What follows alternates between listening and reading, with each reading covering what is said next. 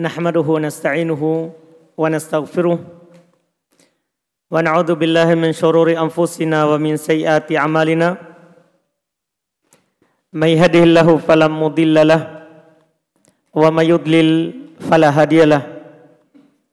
Asyhadu an la ilaha illallah wahdahu la syarikalah wa asyhadu anna Muhammadan abduhu wa rasuluh sallallahu alaihi wa ala alihi wa ashabihi wa man tabi'ahum bi ihsan ila yaumiddin, amma ba'd.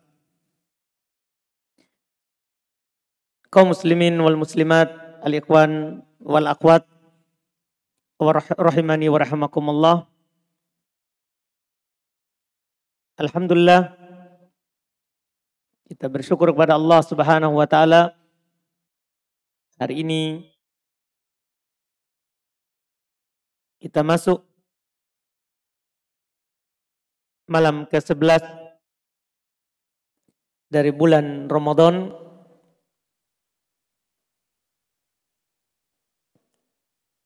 Kita masih diberi nikmat oleh Allah Subhanahu wa taala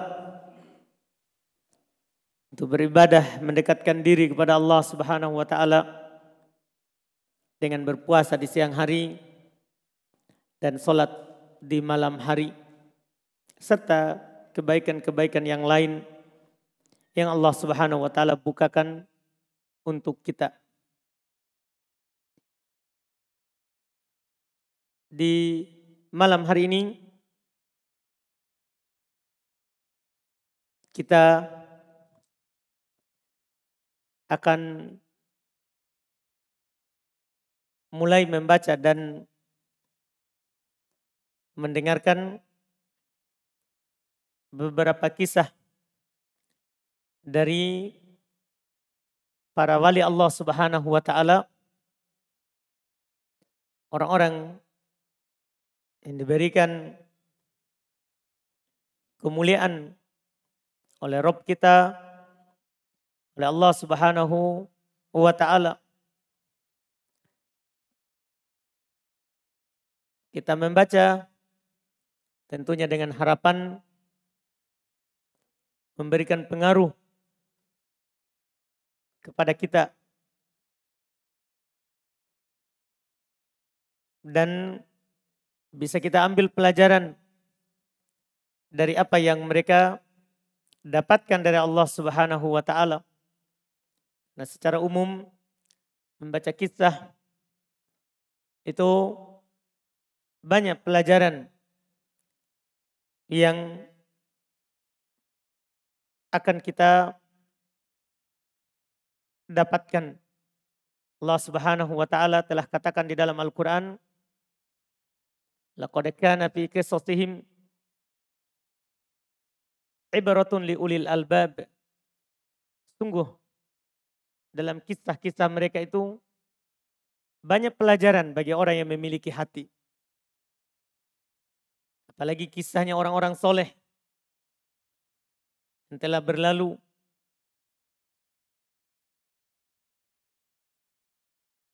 Yang mereka meninggal di atas keimanan kepada Allah Subhanahu wa taala. Kita di dalam membaca kisah para wali Allah Subhanahu wa taala ini, kita baca dari kitab Karomatul Aulia, keramat wali-wali, yang ditulis oleh Syekh Abdul Fida Abdul Raqib Ibn Ali Ibn Hasan Al-Ibbi hafizahullah ta'ala. Beliau termasuk murid yang pertama yang ikut ke majelis Syekh Mukbil rahimahullahu ta'ala.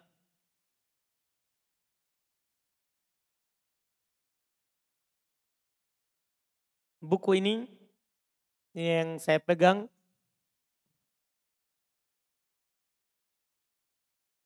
Ini cetakan ketiga. Sekarang sudah cetakan ketujuh. Ini buku yang paling laris terkait dengan kisah para wali Allah Subhanahu wa ta'ala. Dan ini yang paling bagusnya buku yang dikarang. Karena belum hanya terbatas pada kisah yang sahih saja. Tidak disebutkan kisah-kisah yang dhaif atau palsu. Jadi belum hanya menyebutkan kisah-kisah yang sahih. Dan belum bagi 3 fasal. Yang pertama, kisah wali Allah sebelum pengutusan Nabi kita Muhammad SAW. Di fasal ini belum sebutkan 19 kisah wali Allah. Dimulai dari istri Nabi Ibrahim, Sarah. Dengan kisah yang pertama nanti kita akan baca di malam hari ini. Sampai beliau akan menyebutkan 19 kisah. Setelah itu belum masuk dari fasal yang kedua, kisah dari para wali Allah di kalangan sahabat Nabi SAW. Kemudian yang ketiga, beliau akan sebutkan kisah dari para wali Allah Subhanahu wa ta'ala setelah masa sahabat. Setelah masa sahabat. Sebagai pendahuluan, kita maklumi bersama bahwa Allah Subhanahu wa ta'ala memiliki wali. Orang yang Allah Subhanahu wa ta'ala cintai. Orang yang Allah Subhanahu wa ta'ala selalu menolongnya. Dan membantunya dalam setiap keadaan mereka. Banyak dalil di dalam Al-Quran. Demikian pula dalam hadits Nabi SAW yang menegaskan hal tersebut. Di antaranya Allah Subhanahu wa ta'ala berfirman, Ala inna awliya Allahi la khawfun alaihim walahum yahzanun. Ketahuilah, sesungguhnya wali-wali Allah Subhanahu wa ta'ala itu tidak ada rasa takut atas mereka. Dan tidak ada pula kesedihan bagi mereka. Yaitu tidak ada rasa takut terhadap apa yang akan datang. Wali Allah itu tidak sedih dengan apa yang akan datang dari perkara dunianya dan perkara akhiratnya. Dia tidak khawatir apa yang dia akan dapat besok. Apa yang dia akan dapat pekan depan, bulan depan, tahun depan. Apa yang dia akan dapat di kuburannya. Dan apa yang dia akan dapat setelah dia bangkit dari kuburannya. Mereka tidak ada rasa takut. Walahum yahzanun, dan mereka tidak ada rasa sedih. Kata para ulama, yaitu terhadap apa yang telah berlalu. Yang dia tidak dapatkan hari ini, kemarin, pekan kemarin, bulan kemarin, tahun kemarin, mereka tidak sedih terhadap apa yang telah lewat. Karena mereka yakin itu adalah ketentuan Allah. Kalau ditakdirkan, dia tidak dapat. Dia tidak dapat. Yang menjadi poin kita adalah Allah katakan, Ala inna awliya Allah. Ketahuilah, sungguh wali-wali Allah itu. Jadi Allah punya wali. Disebutkan dalam ayat yang lain, yukhrijuhum minadh dhulumati ilan nur. Allah walinya orang-orang yang beriman, yang akan mengeluarkan mereka dari kegelapan ke cahaya. Jadi Allah punya wali. Dan Allah Subhanahu wa ta'ala sudah sebutkan di dalam Al-Quran supaya tidak ada sembarang orang mengaku dia adalah wali Allah. Allah sudah sebutkan cirinya. Di dalam Al-Quran tidak bisa setiap orang datang mengaku saya wali Allah. Atau setiap orang menyebutkan dia itu adalah wali Allah. Sudah ada ciri-cirinya, tandanya. Disebutkan di dalam Al-Quran Allah Subhanahu wa Ta'ala katakan, in awliya'uhu illal muttaqun walakinna aksarun nasi la ya'lamun. Tiada lain, wali Allah itu adalah yang bertakwa.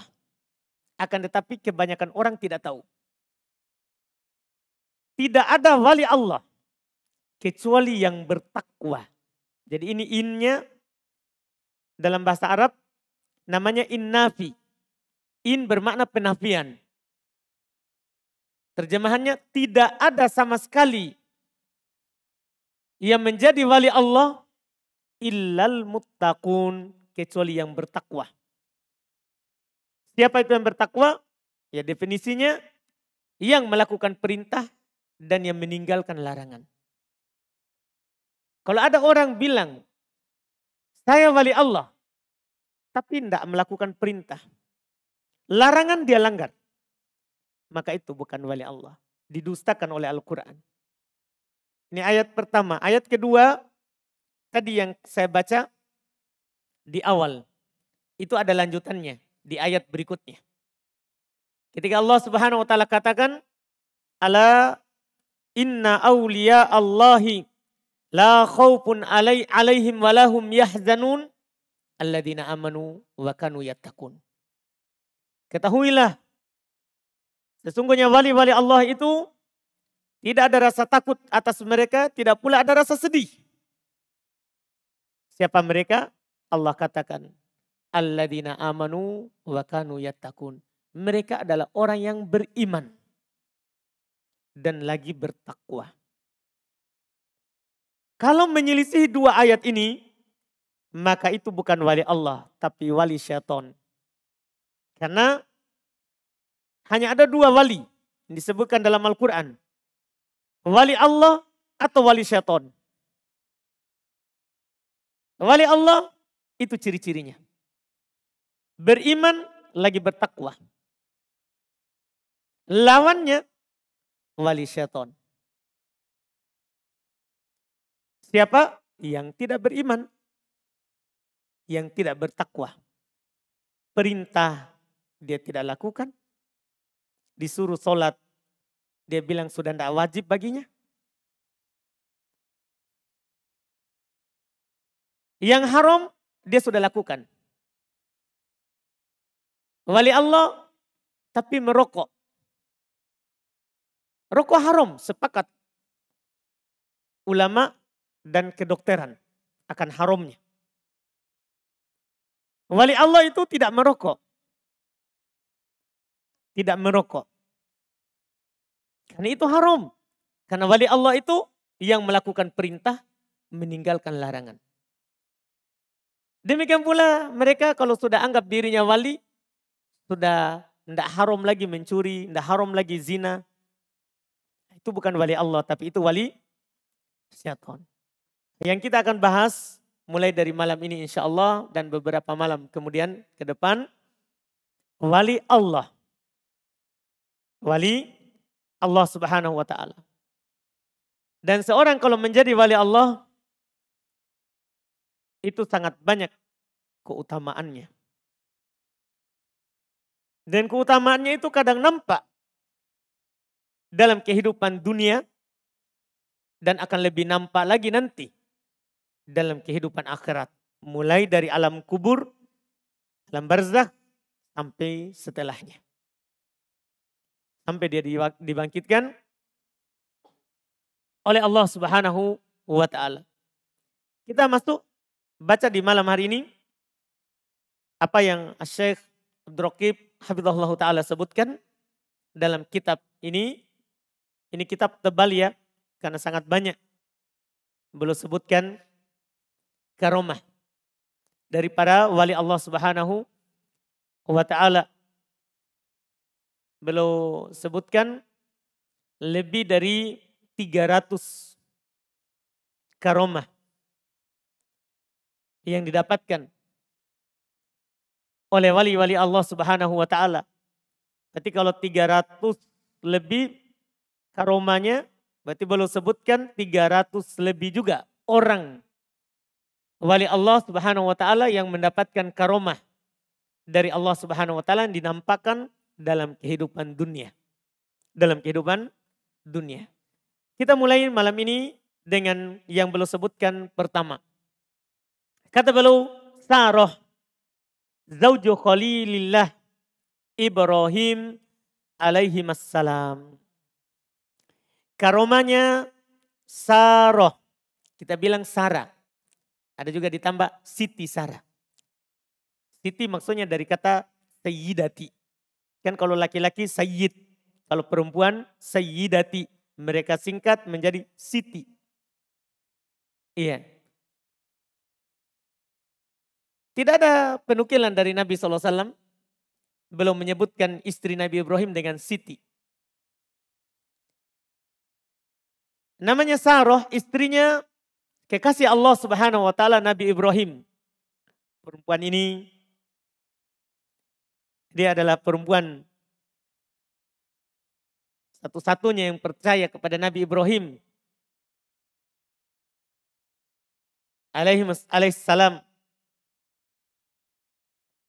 Ketika beliau diangkat menjadi nabi dan rasul Allah Subhanahu wa taala. Dia memiliki karomah, banyak karomahnya. Tapi di antara yang paling terkenalnya ini yang kita akan baca. Syekh bilang, qala al-Imam Al-Bukhari. Beliau bawakan dengan sanad. Berkata Al-Imam Al-Bukhari, yaitu kisah ini disebutkan oleh Imam Al-Bukhari dalam sahihnya. Haddatsana Abul Yaman. Telah menceritakan kepada kami guru beliau Abul Yaman. Akhbarona Syu'aib. Abul Yaman menyampaikan dari gurunya kepada Imam Al-Bukhari yang bernama Syu'aib. Haddatsana Abu Zinad. Guru dari guru Imam Bukhari telah menceritakan kepada kami Abu Zinad. Anil A'raj. Sampai ini seorang tabi'in. Tadi Abu Zinad atba'ut tabi'in. Dari Al-A'raj. An Abi Hurairah. Dari Abu Hurairah. Abu Hurairah radhiyallahu ta'ala anhu berkata, qala. Beliau berkata, qala Nabi sallallahu alaihi wa alihi wasallam. Nabi kita Muhammad sallallahu alaihi wa alihi wasallam beliau bersabda. Beliau bercerita. Tentunya ini wahyu dari Allah Subhanahu wa taala. Karena Nabi kita Muhammad sallallahu alaihi wasallam beliau tidak bisa membaca, tidak bisa menulis. Artinya belum tidak baca di kisah atau buku-buku sebelumnya. Ini murni kisah wahyu dari Allah Subhanahu wa taala. Beliau bercerita, Hajar Ibrahim alaihissalam bisarah. Nabi Ibrahim alaihissalam beliau berhijrah. Disebutkan hijrahnya dari tempat beliau ke Baitul Maqdis, Palestina. Belum membawa istrinya Sarah.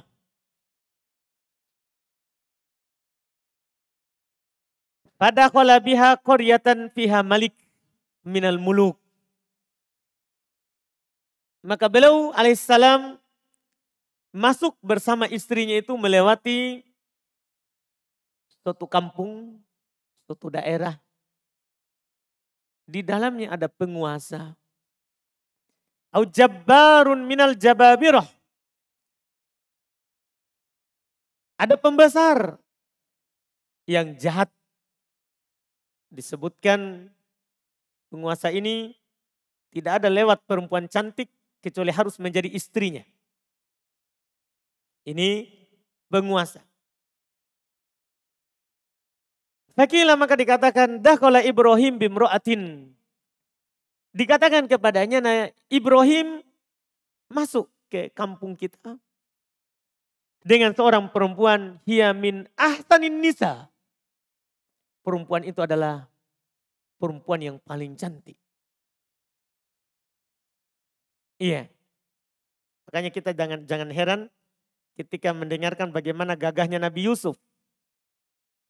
Karena memang bapak ibunya sudah gagah dan cantik. Karena Nabi Yusuf kan keturunannya siapa? Dari Yakub. Yakub anaknya siapa? Ishak. Ishak anaknya Nabi Ibrahim. Dia membawa seorang perempuan yang paling cantik. Fa'arsala ilaihi. Maka ini seperti biasa semua yang lewat bawa perempuan harus dibawa ke raja itu. Maka raja itu mengutus kepada Nabi Ibrahim utusannya dan berkata, "Ayya Ibrahim."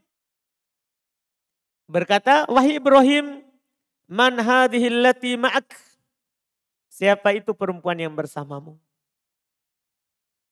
Qala Nabi Ibrahim bilang, "Ukhti." Saudariku. Kan kalau bilang istri langsung diambil. Kan dia tidak biarkan seorang istri lebih cantik dari punyanya. Jadi Nabi Ibrahim bilang saudariku. Ini tidak apa-apa. Yang belum maksudkan ada saudari seiman. Bukan dihar. Bukan dia samakan istrinya dengan saudarinya. Bukan. Boleh kita tutup. Menyamarkan ucapan untuk melindungi nyawa, melindungi jiwa. Dibolehkan. Demikian pula untuk melindungi kehormatan. Karena ada 5 perkara yang wajib kita jaga. Boleh kita samarkan ucapan di situ. Bahkan boleh kita berucap kalau memang kita terpaksa. Walaupun berbohong. Yang penting hati tetap di atas keimanan. Jadi beliau bilang, saudari perempuanku. Tsumma roja ilaiha. Kemudian Nabi Ibrahim dipanggil tadi, ditanya siapa itu? Dia bilang saudariku. Maka Nabi Ibrahim kembali kepadanya, pada istrinya. Faqala Nabi Ibrahim berkata kepada istrinya, la tukadzibi hadithi. Jangan kamu dustakan ucapanku. Artinya, tadi saya sudah bilang kamu saudariku. Bilang juga begitu. Kata Nabi Ibrahim, fa inni akbartuhum annaki ukhti. Saya katakan kepada mereka, kamu adalah saudari saya. Dan Nabi Ibrahim sebutkan, wallahi in alal ardi mu'minun ghairi wa ghairuk. Demi Allah, tidak ada orang yang beriman di atas muka bumi ini selain saya dan kamu. Artinya kita saudari seiman.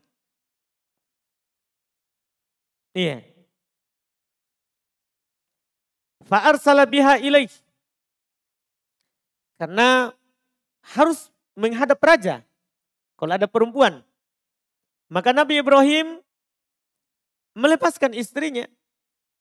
Untuk dibawa ke raja itu. Faqama ilaiha. Maka seperti biasa.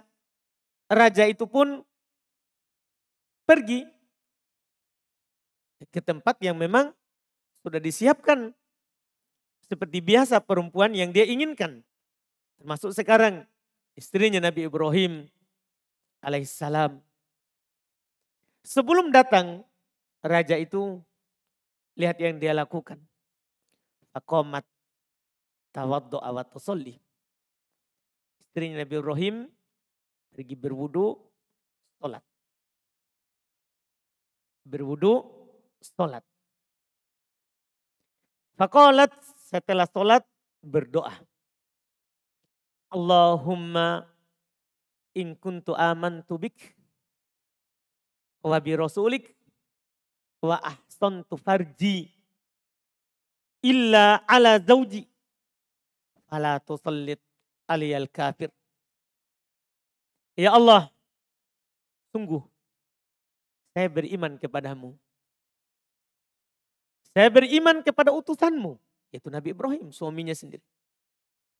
Saya beriman kepadamu, ya Allah, saya beriman kepada utusanmu. Saya menjaga kemaluanku, kecuali kepada suamiku. Itu doanya. Fala tusallitu alayyal kafir. Jangan engkau kuasakan orang kafir ini atasku. Kan tidak ada lagi yang bisa bantu. Dia masuk sendiri. Tidak ditemani oleh suaminya.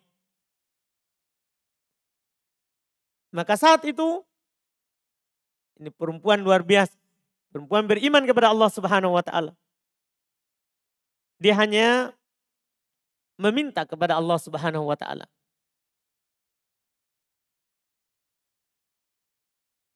Maka datang tadi raja itu mau mendekatinya. Kata Nabi, fagutto hatta rokodo berijili. Dia tiba-tiba ditahan. Sampai dia mau maju, tapi seperti mau menjinjit. Tidak ada yang kena tanah kecuali ujung jarinya. Tidak bisa lanjut, tidak bisa lanjut. Ini karomanya. Ini yang disebut karomanya. Karomanya Saroh. Iya. Tidak ada yang bisa menghalanginya lagi. Kecuali Allah Subhanahu wa Ta'ala. Maka dia kembali kepada Allah, bertawassul dengan keimanannya. Saya beriman kepadamu ya Allah, saya beriman kepada Rasulmu. Jangan kuasakan orang kafir ini terhadapku. Ketika ini orang kafir ini ingin melakukan sesuatu padanya, ditahan. Dan disebutkan dia tidak mampu bergerak. Sampai dia katakan, pergi bawa orang itu. Nanti disebutkan ucapannya sekali di akhir. Bawa orang itu, dia seton.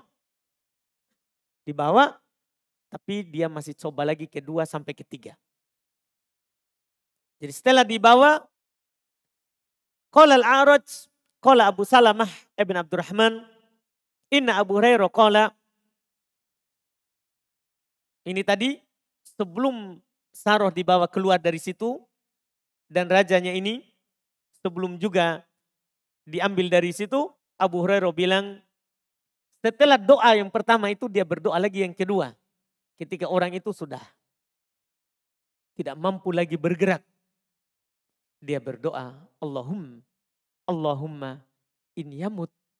Ya Allah, jika dia mati, yuqal hiya qatalathu. Orang-orang akan bilang bahwa perempuan ini yang membunuhnya. Sehingga nanti dia akan dibunuh juga. Karena tidak ada orang lain di situ kecuali dia. Maka dia berdoa agar supaya dilepaskan. Agar supaya dilepaskan. Ursila. Raja itu pun dilepaskan dari tadi. Jadi dia diam, tidak mampu lagi bergerak. Saroh berdoa lagi, lepaskan, dilepaskan. Tapi dia ulang lagi, tsumma qoma ilaiha. Ini kali kedua, disiapkan. Dia mau lagi pergi ke situ. Masih berdoa dengan doa yang sama. Berwudu, sholat, berdoa. Doa yang sama. Kejadiannya lagi berulang. Persis. Pada kali yang ketiga. Rajanya ini setelah dia dilepas. Dari tertahannya tadi itu. Dia katakan. Wallahi ma arsaltum ilayya ila syaiton. Demi Allah dia bersumpah. Kalian tidak mengirim kepadaku kecuali setan. Tak bisa didekati. Ini bukan orang. Ini setan. Ini setan. Dan dia bilang, irji'uha ila Ibrahim. Kembalikan dia ke Ibrahim. Ini penjagaan Allah Subhanahu wa Ta'ala pada orang yang beriman. Ada hadis dari Nabi SAW. Beliau bersabda dalam hadis Ibnu Abbas, ihfadillah yahfadka. Jaga Allah, Allah akan menjagamu. Itu kuncinya. Ini perempuan. Tidak ada lagi yang bisa menjaganya. Tapi ketika dia menjaga Allah, beriman kepada Allah, beriman kepada Rasul, dia jaga kehormatannya. Kecuali kepada suaminya. Maka Allah menjaganya. Maka Allah Subhanahu wa ta'ala menjaganya. Dalam Al-Quran tentunya sangat banyak ayat yang mendukung hal ini. Bahwa orang yang beriman itu tidak akan pernah susah. Dan tidak akan ditimpa oleh kesusahan. Dia akan selalu berada dalam keamanan. Di antara yang Allah Subhanahu wa ta'ala katakan di dalam Al-Quran, Ladina amanu walam yalbisu imanahum bidulmin ulaika lahumul amnu. Orang-orang yang beriman yang tidak mencampurkan keimanannya dengan kezaliman, kesyirikan, maka sungguh bagi mereka keamanan. Dia akan dijaga oleh Allah Subhanahu wa ta'ala. Dan mereka akan selalu mendapatkan petunjuk. Demikian pula orang yang beriman akan selalu berada dalam kehidupan yang baik. Bagaimanapun keadaannya. Allah Subhanahu wa ta'ala katakan, menjelaskan kepada kita terkait dengan apa yang kita sebutkan tadi. Man amila solihan min dzakarin aw untha wa huwa mu'min. Falanuhyiyannahu hayatan thayyibah. Walanajziyannahum ajrahum bi ahsani ma kanu ya'malun.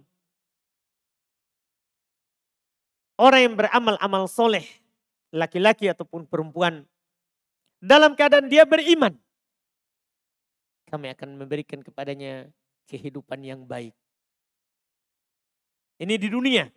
Di akhirat kami akan membalas dia dengan balasan yang lebih baik daripada apa yang mereka lakukan. Ini beberapa ayat yang menyebutkan jaminan keamanan, penjagaan terhadap orang-orang yang beriman kepada Allah Subhanahu wa ta'ala. Lihat, ini karomah yang didapatkan oleh istri Nabi kita, Nabi Ibrahim alaihissalatu wassalam. Jadi dia berkata, irji'uha ila Ibrahim, kembalikan dia kepada Ibrahim.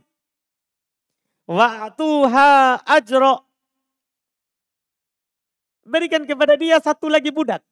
Disitulah Nabi Ibrahim mendapatkan Hajar. Itu lanjutan kisahnya, tapi kan kita tidak menceritakan kisahnya. Ini karomanya saja poin kita. Disitulah Ibrahim mendapatkan Hajar. Jadi Hajar itu hadiah untuk istrinya tadi, Saroh. Artinya dia budak, Hajar itu. Karena dihadiahkan kepada Saroh. Ada yang mengatakan dari sejarah Nabi Ibrahim tidak menikahinya, kan boleh mendatangi budak. Ada juga mengatakan dibebaskan, maharnya adalah merdekanya. Dan Nabi Ibrahim menikahinya dan punya anak yang bernama Ismail. Dalam keadaan waktu itu memang Saroh tidak bisa mengandung. Disebutkan dia mandul. Nanti dia dapat anak setelah umurnya sudah. Nabi Ibrahim sudah tua dan istrinya juga sudah tua serta mandul. Baru dapat anak yang bernama Ishak. Bahkan disebutkan dalam sejarah kisah Hajar dibawa dari Palestina ke Mekah itu karena kecemburuan daripada Saroh. Waktu itu dia hamil, dia punya anak sementara dia tidak punya. Akhirnya itulah melahirkan dan dibawa ke Mekah. Yang nanti juga kita akan baca. Dia punya karomat tersendiri. Itu Hajar. Nanti akan disebutkan. Akan disebutkan setelahnya. Karomah yang kedua. Di perempuan yang kedua. Itu Hajar, ibunya Nabi Ismail alaihissalatu wassalam. Jadi raja itu menghadiahkan kepadanya seorang perempuan lagi sebagai pelayannya. Farajaat ila Ibrahim, dia pun kembali kepada suaminya Nabi Ibrahim dengan membawa tadi hadiah dari raja itu. Dan dia berkata, asya'arta annallaha kabatal kafir. Apakah kamu menyadari bahwa Allah Subhanahu wa taala telah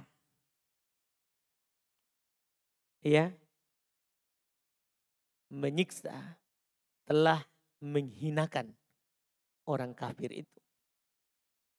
Wa aqdama walidah, dan dia hadiahkan seorang budak perempuan. Nabi Ibrahim alaihissalatu wassalam tentunya tidak heran dari hal tersebut.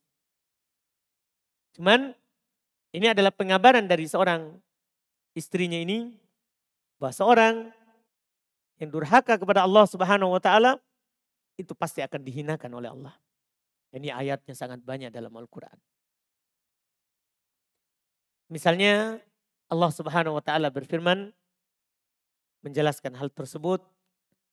Innal ladzina yuhadduna Allah wa rasulah ulaika fil adallin. Sungguh orang-orang yang durhaka memusuhi Allah Subhanahu wa taala dan Rasulnya, mereka itu akan berada dalam kehinaan.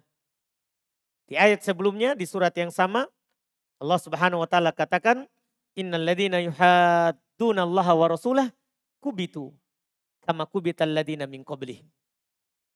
Sungguh orang-orang yang durhaka memusuhi Allah Subhanahu wa taala dan Rasulnya, mereka akan dibinasakan seperti dibinasakan orang-orang sebelum mereka. Orang-orang sebelum mereka. Dari kisah ini kita tentunya mendapatkan pelajaran bahwa di dalam kehidupan dunia ini tujuan utama kita adalah Allah Subhanahu wa taala dan Rasulnya. Bagaimana kita menjaga keimanan kita kepada Allah Subhanahu wa taala? Kita menjaga keimanan kita kepada Rasulullah SAW. Kita tidak perlu takut celaan orang-orang mencela, kejahatan orang-orang yang jahat.